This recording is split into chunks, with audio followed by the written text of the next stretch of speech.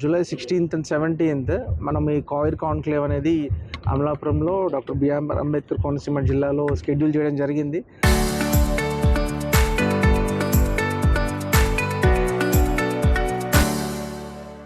So మనకి దీనికి related ఉన్న టెక్నికల్ ఎవరైతే ఉన్నారో కాయిర్ బోర్డ్ నుంచి కావచ్చు, సెంట్రల్ కాయిర్ రీసెర్చ్ ఇన్స్టిట్యూట్ నుంచి కావచ్చు, and we have got some experts from Kerala నుంచి, తమిళనాడు నుంచి అండ్ కర్ణాటక నుంచి.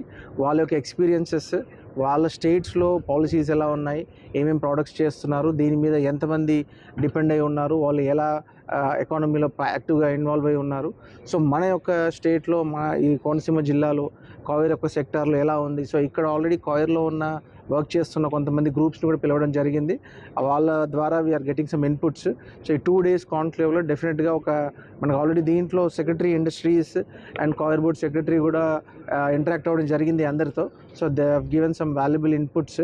సో మనకి ఒక కమిటీ ఫామ్ చేసుకొని ఒక 1 or 2 months డెలిబరేట్ చేసుకొని, సో మనం కాయిర్ పాలసీ డెసిగ్నేషన్లో ఎలా చేయాలి ఏంటి అనేది we have got clear directions.